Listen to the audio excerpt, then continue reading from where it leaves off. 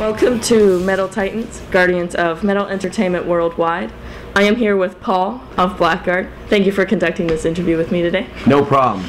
How's the tour been going for you guys so far? I know the last time we talked in Vancouver, you were a little nervous about the tour being such brutal bands compared to Blackguard for the most part. Yeah, I was scared shitless going into this tour. I was really thinking, well, the last time we had done like a real death metal tour was probably like was Summer Slaughter, and I mean that was pretty rough for the majority of the tour. Really wasn't that great for us, but I mean, no, not to say that there was all bad shows. There was a lot of really great shows too, but you know, we did have Ensiferum was there for half the tour. That kind of helped us out a lot because their fans and our fans really connect. Well, I mean, we're like some very similar styles, So on this tour, we kind of thought that, I thought that it was going to be pretty bad, and I was almost expecting to get booed off stage every night, and it's been far from that, which I'm really happy to say.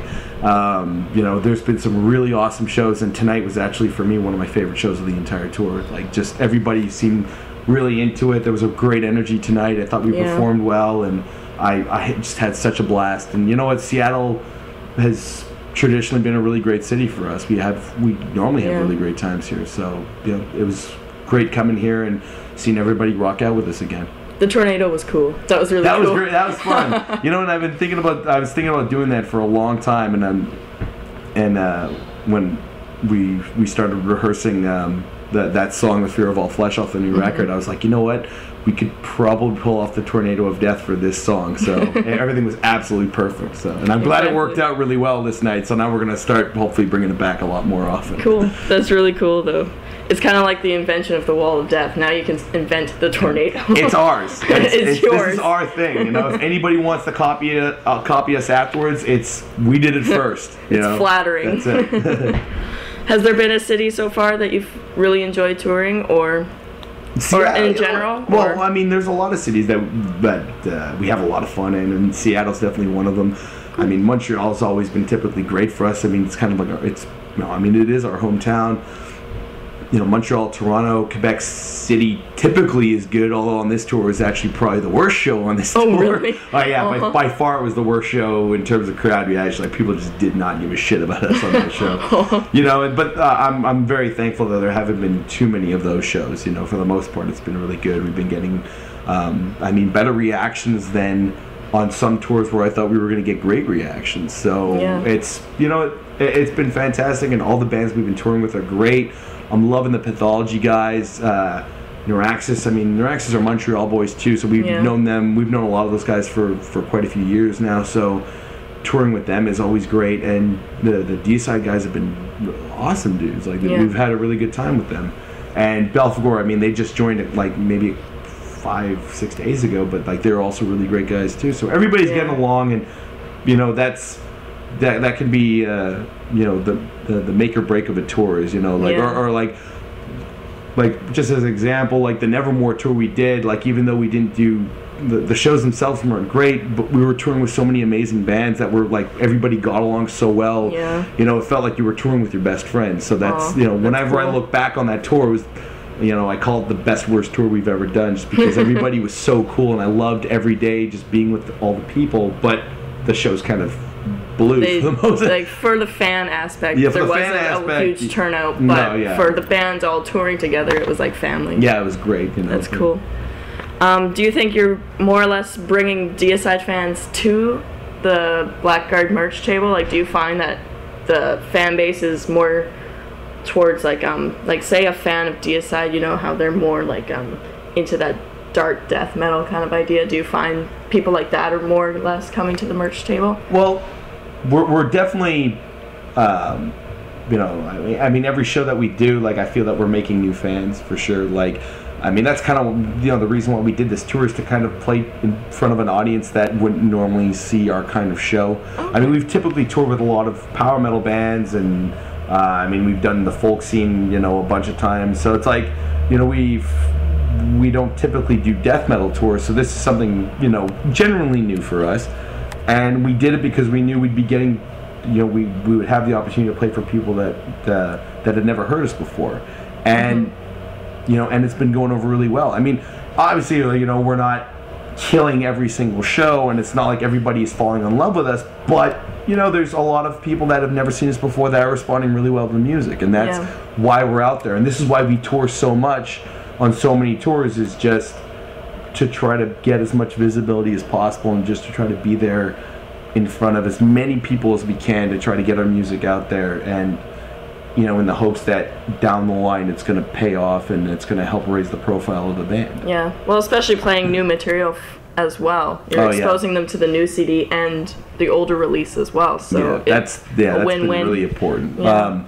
And a lot of like the song. What I love is that the songs on the new record are a little harder and a little heavier. So they're going over far better than some of the older material is, which is a little more folk orientated. So the song that I got to whip out, the Tornado of Death, like that I think is probably like the heaviest song that we've ever written. So and that song's been going over really well over throughout this tour. So it's been great. It's been a really positive experience so far. So I'm happy. Now with you guys doing so many tours, and I've just noticed online too that you guys have been added to the Camelot tour. Yeah. Which is cool. Do you feel that there's been a breakthrough tour that has made you guys more or less way more popular than when you first started touring? Or do you feel that each individual tour is a slow, baby step to becoming more and more popular? Overall, that's it. There's been very few tours where I think that we made a huge impact. You know what? I would probably say that the Ensiferum tour that we did, where we were direct support for them, the one that unfortunately Hypocrisy dropped off of, I think that was probably one of the best tours we've done. That and one of the first Epica tour we did too, where we were going over extremely well with the crowds, and that definitely helped raise the profile of a lot of the band. But every tour has been just as important to get out there to new audiences and to new people. But we've never had that. It's not like it'll never happen. There's not going to be one tour unless it's for some reason we're opening up for Dimmu Borgir and playing in front of 2,000 people a night, and everybody for some reason absolutely loves us. That's going to really all of a sudden shoot us up in popularity. Yeah. This is a growing process, and if anything, I want it to be a growing process. I don't ever want to. I don't want to be that band that becomes popular, extremely popular overnight, because those are the bands that don't have careers. They're popular and then they're gone the next week or the next day, and I want to be doing this for many years down the road, and and I'm happy that the way the band has grown is very appropriate. It's been a slow process, and that's what it should be. It should never be an overnight thing. So, and I hope that the people that become fans of the band now and in the near future are going to be the ones that are going to stay fans of the band and not just sort of ditch out after one record or two records and kind of forget about us. Yeah, no. So this feels right, what we've been doing. It feels right. Well, what was I going to say now? Shoot, well, that thought's gone. If it comes back, I'll re-mention it, but it'll come back. But also, is there a tour or a show, an individual show that stood out the most? Is there maybe one tour, a show that you're just I remember that was such an awesome experience? There's a couple of those. A lot of shows in Worcester, Massachusetts have been mind-blowing, that just absolutely floored me. I don't think we've played a bad show in Worcester, which is really great. That's one of my absolute favorite cities to play in, and especially I think the last time we were there with Epica, it was just so much fun, and it was at a relatively small venue that was it was sold. I think I'm pretty sure the show was sold out, and there were a lot of people that were there for us, and they were having tons of fun. It was it was one of those sets where people were stage diving the whole time. We were stage diving. It was just it seemed chaotic. It was just so much fun. It was the kind of show. Those are the kind of shows I love the most, where people are really, really into it, and whether it's moshing and headbang, people are moshing, headbanging, crowd surfing, stage diving, the whole deal. There's a lot of that. I remember the first time we toured with Epica here actually was one of the, I think it was one of the biggest, best crowd reactions I think we've ever gotten from an audience. And it wasn't necessarily people moshing, but just everybody, just the amount, like, kind of like at the end of a song, just hearing people cheer, it was just, it was the energy was there, and it was so overwhelming, and I absolutely loved that show. Another really great one was the Toronto show of the Summer Slaughter tour.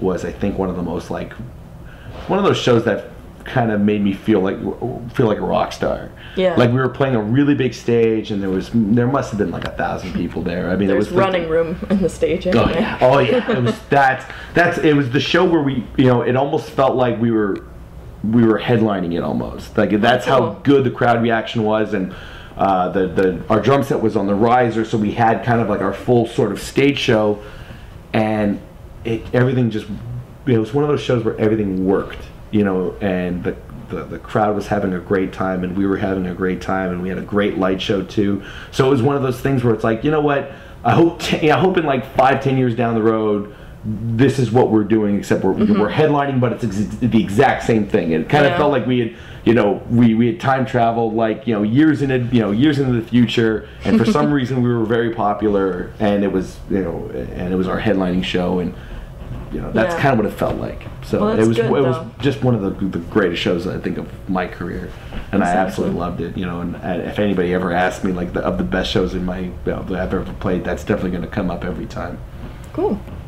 Now for the new album Firefight, what kind of experiences or influences inspired this album? And do you have a favorite song that perhaps stands out over the other tracks? I personally love the title track. I love Firefight. I love playing it live. It's got such a great energy to it. In terms of the influence that went into writing this record, I mean, I don't know. It's kind of, I don't know. It's weird. I think this record was really influenced by being on the road a lot too. I mean, especially from a lyrical standpoint for me, I wrote a lot of the lyrics that, like, some of the lyrics kind of reflect, in a sense, the hardships of being on the road, and sort of the psychological backlash that comes from that, and the stresses that come from that. So it's like, in some respect, it's a darker record, lyrically on my part. But musically, we were experimenting with a lot of elements. We wanted to make some songs heavier. We wanted to make some songs groovier. We wanted to, on the Perfugus Mortis CD, there's a lot of very fast songs. This time we slowed it down a little bit. We really wanted to mix it up and kind of try to make it a very interesting record where it's not the same song 8-9 times. It's really a lot of it's very different songs that make up one whole picture in one whole record. So I feel the CD is very dynamic, and it goes through a lot of different moods, and I hope that people are going to listen to it and stay interested, like, from the beginning to end, and that there's going to be that continuing interest, like, from the beginning of the record to the end of the record. And well, it's great to have the sampler on the tour too. Like, we just got those today, so we're going to be handing them out like Seattle's crazy. The first city. Seattle's the first city.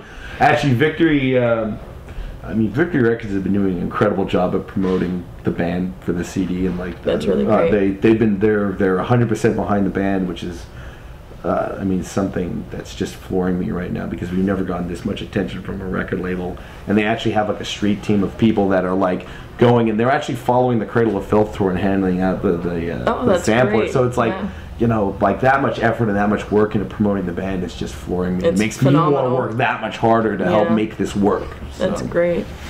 Well, thank you, Paul, for conducting this interview with Metal Titans. Before we finish, is there anything you'd like to say or send out to the fans? March 29th, CD's called Firefight. It's out on Victory Records. Please pick it up. I'm fairly certain you're going to enjoy it. So, take care. Cheers. Listen.